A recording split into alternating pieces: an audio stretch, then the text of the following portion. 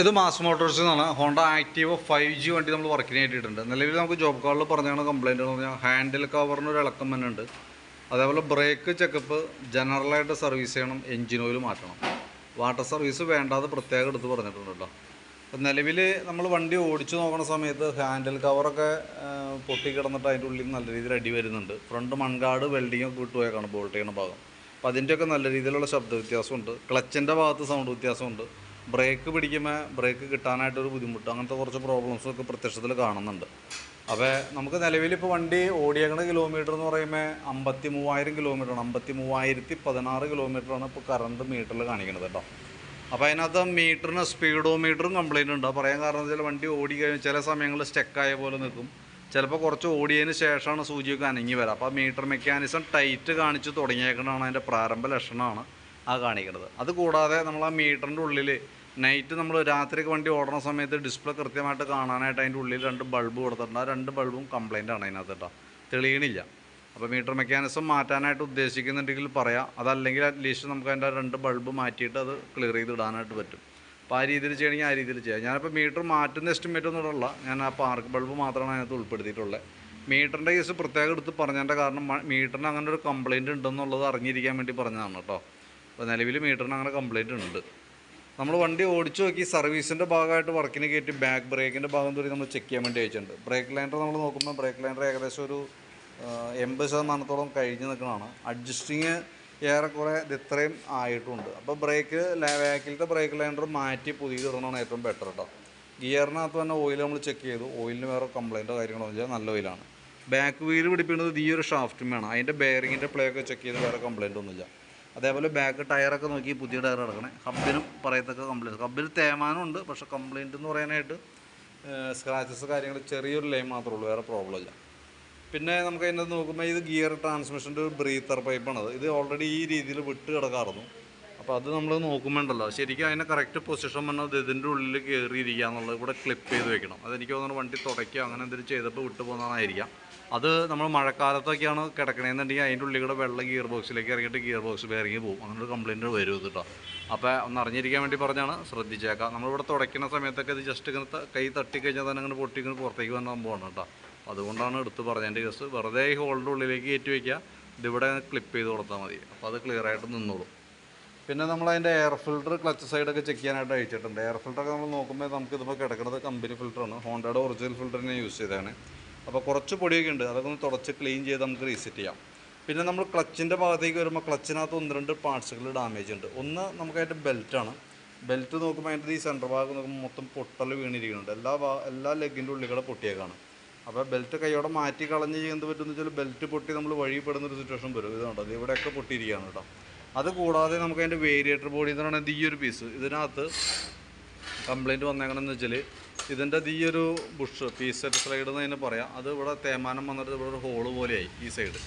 അത് അപ്പോൾ അങ്ങനെ ഹോള് പോലെ ആകുമ്പോൾ ഈ മെറ്റൽ ചെന്നിട്ട് ഈ വീലുമ്പോൾ ടച്ചാവും. അങ്ങനെ ടച്ചായിട്ട് ഇതിവിടെ മൊത്തം സ്റ്റെപ്പ് പോലെയായിട്ട് ഒടിയാറായ ഒരു കണ്ടീഷനിലാണ് നിൽക്കുന്നത് കേട്ടോ. 2 ലെഗിനകത്ത് എല്ലാ ലെഗിനും ഉണ്ട് ശരിയും.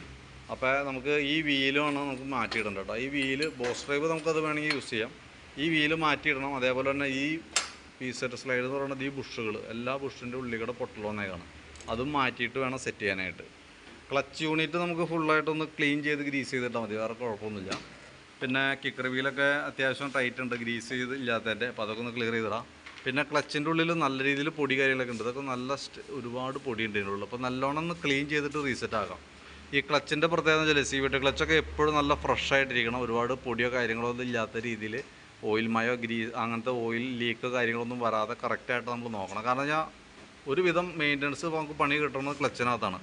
ഏറ്റവും കൂടുതൽ മൈലേജ് ഷോട്ടും കാര്യങ്ങളും വലിയ കുറവ് കാര്യങ്ങളും എല്ലാം വരാൻ സാധ്യതയുള്ളതും ക്ലച്ചിലാണ്. അപ്പോൾ അതുകൊണ്ട് തന്നെ ഏറ്റവും ഇമ്പോർട്ടൻ്റായിട്ട് ശ്രദ്ധിക്കേണ്ട ഭാഗമാണ്, നല്ല ക്ലിയറായിട്ട് കൊണ്ടുനടക്കേണ്ട ഭാഗമാണ് ഈ CVT ക്ലച്ചിൻ്റെ ഈ ഭാഗം കേട്ടോ. അപ്പോൾ അതൊക്കെ നമ്മൾ ഈ പറഞ്ഞ രീതിയിൽ ക്ലിയർ ചെയ്യുന്നുണ്ട്. അതിനകത്ത് ബെൽറ്റും ഈ പറഞ്ഞ വീലും അതിൻ്റെ പീസ് സെറ്റ് സ്ലൈഡ് എന്ന് പറഞ്ഞ ബുഷ് ഞാൻ എസ്റ്റിമേറ്റ് ഉൾപ്പെടുത്തിയിട്ടുണ്ട്. അപ്പോൾ വീഡിയോ കണ്ടതിന് ശേഷം നോക്കിയിട്ടൊന്ന് പറഞ്ഞാൽ മതി, അതനുസരിച്ച് നമുക്ക് ചെയ്യാം. പിന്നെ എഞ്ചിൻ ഹെഡിൻ്റെ ഭാഗത്തേക്ക് വരുമ്പോഴത്തേക്കും എഞ്ചിൻ ഹെഡിൻ്റെ അവിടെ നമുക്ക് നോക്കുമ്പോൾ ഹെഡ് കവർ ഗ്യാസ്കറ്റ് ലീക്കായിട്ട് ഓയിൽ പുറത്തേക്ക് വന്നു തുടങ്ങിയിട്ടുണ്ട്. അപ്പോൾ കൈയോടെ തന്നെ ഗ്യാസ്കറ്റ് മാറ്റി ആ മൗണ്ട് റബ്ബർ മാറ്റിയിട്ട് കഴിഞ്ഞാൽ ആ പ്രോബ്ലം നമുക്ക് അവിടെ സോൾവ് ചെയ്യാനായിട്ട് പറ്റും. പിന്നെ ഇവിടേക്ക് നോക്കുമ്പോൾ അതിൻ്റെ ഉള്ളിൽ ഇതവിടെ ഫ്ലാപ്പൊക്കെ പൊട്ടിപ്പോയിട്ട് അതിൻ്റെ ഉള്ളിലേക്കൂടെ മൊത്തം ചെളി കയറി വന്ന് ഒരു ലോഡ് ചെളി ഉണ്ട് അതിൻ്റെ ഉള്ളിൽ, മൊത്തം ചെളിയാണ് അതിൻ്റെ ഉള്ളിൽ കേട്ടോ. വാട്ടർ സർവീസാണ് ഈ വേണ്ടാന്നാണ് പറഞ്ഞേക്കണേ. വാട്ടർ സർവീസായിട്ട് ചെയ്യാനായിട്ട് ഉദ്ദേശിക്കുന്നുണ്ടെങ്കിൽ, അതായത് ഇതിൻ്റെ ഉള്ളൊക്കെ വല്ലപ്പോഴേക്കും തയ്ച്ച് ക്ലീൻ ചെയ്തില്ലെങ്കിൽ എവിടെയെങ്കിലുമൊക്കെ തുരുമ്പിട്ടിരിക്കണമെങ്കിൽ നമുക്ക് അറിയാനായിട്ട് പറ്റില്ല. മൊത്തം ചെളി പിടിച്ചിരിക്കുക. തന്നെയല്ലേ ഈ കാർബറേറ്ററിലേക്ക് നോക്കി അറിയാം, എൻ്റെ മൊത്തം ചെളിയിൽ പൊതിഞ്ഞിട്ടാണ് കാർബറേറ്ററൊക്കെ ഇരിക്കുക.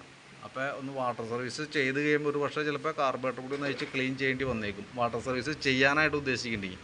വാട്ടർ സർവീസ് വേണ്ടാന്ന് പ്രത്യേകം എടുത്ത് കാർഡിൽ പറഞ്ഞിട്ടുണ്ട്, അതാണ് ഞാൻ എടുത്ത് പറയണതിൻ്റെ കേസ്. പക്ഷേ അതിൻ്റെ ഉള്ളിലത്തെ അവസ്ഥ വളരെ മോശമാണ്, ചെയ്യുന്നത് നന്നായിരിക്കും.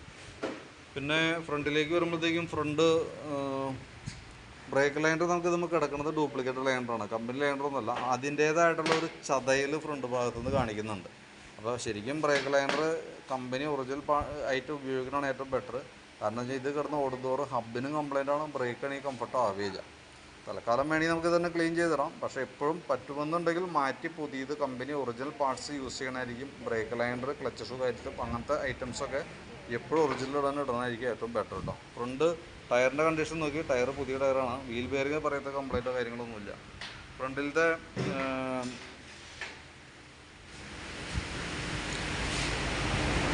ഫ്രണ്ടിലത്തെ നമ്മളതിൻ്റെ ബുഷുകളൊക്കെ ഒന്ന് ചെക്ക് ചെയ്യാൻ വേണ്ടിയിട്ട് അയച്ചിട്ടുണ്ട്.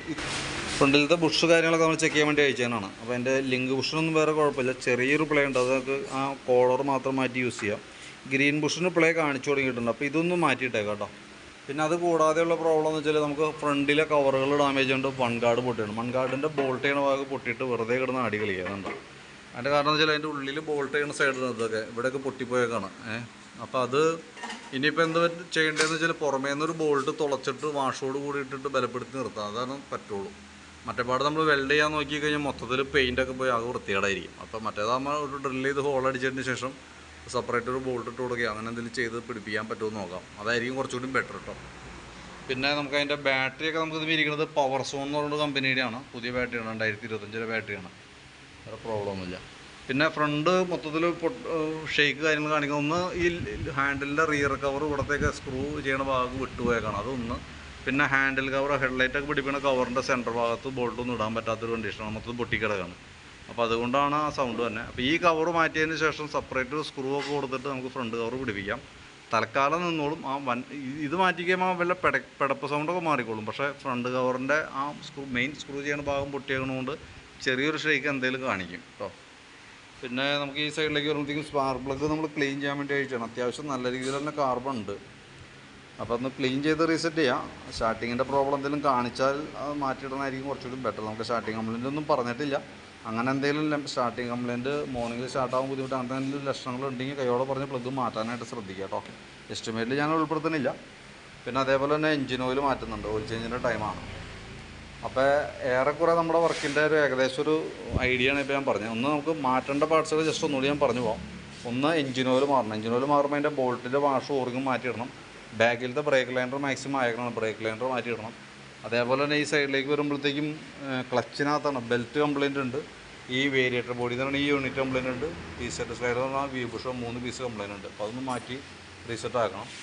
ഈ ഭാഗത്തേക്ക് വരുമ്പോഴത്തേക്കും നമുക്ക് അതിൻ്റെ ഫ്രണ്ട് ഹെഡിൻ്റെ അവിടുത്തെ ഗ്യാസ്കറ്റ് ലീക്ക് ഉണ്ട്, അതിൻ്റെ മൗണ്ട് റബ്ബർ മാറ്റിയിടുന്നുണ്ട്. അപ്പോൾ അതും എസ്റ്റിമേറ്റിൽ ഉൾപ്പെടുത്തുന്നുണ്ട്.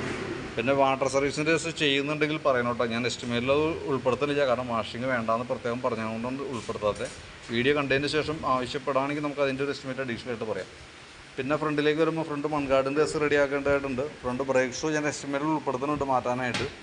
പിന്നെ ഫ്രണ്ട് ഹാൻഡിൽ കവറിൻ്റെ റിയർ കവർ മാറ്റിയിടുന്നുണ്ട്. മൺഗാർഡ് ബോൾട്ട് ചെയ്യണതിൻ്റെ അഡീഷണൽ എസ്റ്റിമേറ്റ് കാണിക്കുന്നുണ്ട്. പിന്നെ അതേപോലെ തന്നെ ഫ്രണ്ട് ഹാൻഡിൽ കവർ പൊട്ടിയിട്ടുണ്ട്, തൽക്കാലം അഡ്ജസ്റ്റ് ചെയ്ത് വെക്കുന്നത് കേട്ടോ. അപ്പോൾ ഇതൊക്കെ ഉൾപ്പെടുത്തിയിട്ടുള്ള ഒരു എസ്റ്റിമേറ്റ് ഇടാം. ആ വീഡിയോ കണ്ടുകഴിയുമ്പോൾ നോക്കിയിട്ടൊന്ന് റിപ്ലൈ ഇടണം. ഒരല്പം താമസം തന്നെ പണിയാണ്, ചിലപ്പോൾ ഒരു പക്ഷേ ഇന്നത്തേക്ക് കിട്ടിയെന്ന് വരില്ല. അത് നമുക്ക് അങ്ങനെ പെട്ടെന്ന് അങ്ങനെ ചെയ്യാൻ പറ്റിയ പണിയല്ല. കാരണം ഇപ്പോൾ ഫ്രണ്ട് മൺഗാർഡൊക്കെ കറക്റ്റ് അലൈൻമെൻറ്റ് നോക്കിയിട്ടൊക്കെ വേണം ബോൾട്ട് ചെയ്യാനൊക്കെ ആയിട്ട്.